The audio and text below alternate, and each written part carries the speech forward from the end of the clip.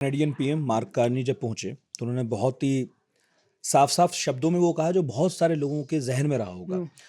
वो शब्द नहीं खोज पा रहे थे या हिम्मत नहीं कर पा रहे थे, लेकिन कार्नी ने जब कहा तो स्टैंडिंग ओवेशन ने बताया कि हाँ, ये तो हमारे मन की बात कह दी। इसमें कुछ हम जैसे स्टूडेंट्स के लिए भी था कि कार्नी ने हमें समझाया कि वर्ल्ड ऑर्डर में अब ट्रांजिशन नहीं हो रहा है, एक तरह का रप्चर है। इसके अलावा उन्होंने, जैसे मैंने बताया, रियल पॉलिटिक की बात की। उन्होंने बड़े दुखी मन से ये सब बातें भी कही कि भाई हम तो इस रिचुअल में साथ ही थे, जो जो जहाँ जहाँ हो रहा था हम पहुँच रहे थे, और अब लेकिन हमें लग रहा है कि दुनिया बदल गई है। तो ठीक है, अब दुनिया बदल गई है तो हम भी बदल गए हैं। इसके अलावा बोल रहे थे if we are not on the table we are on the menu. तो एक हद तक डराया उन्होंने दुनिया को, बताया कि भाई अब डरने का दौर भी है ये। दूसरी तरफ ये आशा भी की कि बदलती दुनिया में हम सब बदलेंगे फिर। आपको क्या इस स्पीच के बारे में लगा? क्योंकि मुझे तो ये बहुत शानदार लगी, मतलब प्रोफेसर टाइप। और ट्रूडो के बाद कार्नी को देखना। नहीं, ट्रूडो के बाद तो बिल्कुल सही आप कह रहे हैं। देखिए, बहुत ही एक मींस अगर मैं एनालिसिस करूं as a Indian, but what as a speech, क्या जो उन्होंने बोला एक इंडियन एनालिस्ट के लिए नई बात थी? नहीं, पता था, हमें पता था कि दुनिया ऐसे ही है। तो जहाँ पे आप हैं वहाँ से हर एक के लिए दुनिया एक जैसी नहीं दिखती।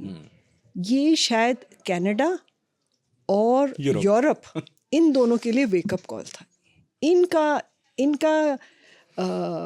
इनका जो एक दुनिया का वर्ल्ड व्यू था वो हिल चुका है।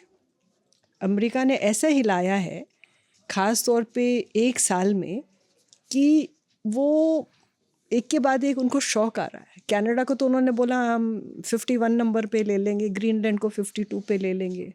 उनकी तो ख्वाहिशों की लिस्ट ख़त्म नहीं होती है। राष्ट्रपति भी कहा था। हाँ, तो वेनेजुएला को उन्होंने बोल दिया मैं एक्टिंग प्रेसिडेंट हो गया उसके, क्या क्या नहीं कह रहे। तो हमें पता है कि जो फॉरेन पॉलिसी में जो चैलेंजेस जो हम कहते हैं, हमारे लिए तो हमेशा हमारा जो नेबरहुड है हम कहते हैं इंडिया के लिए, वो कोई आसान नेबरहुड नहीं था और हमें हर चीज़ बड़ी मुश्किल से मिली है। तो ये जो स्पीच है स्वाभाविक है वहाँ के लिए तो बहुत अच्छा लगा होगा कि एक नेता उनके बीच में से खड़े होकर उसने बोला मैं जवाब दूंगा। तो ट्रंप ने बोला तू क्या जवाब देगा, हम कल चाहें तो आपको भी हम हड़प लें या ले लें।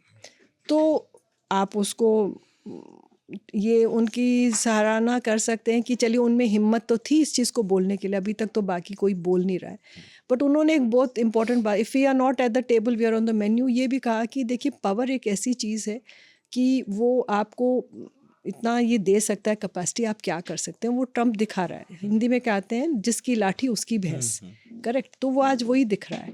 हमें कोई नई बात नहीं है, हमारे लिए दुनिया हमेशा थोड़ी जो है मुश्किल वाला है और हम इसीलिए हमने कहा कि हमें ऑगमेंट करना, इंक्रीज़ करनी अपनी हर कैपेसिटी।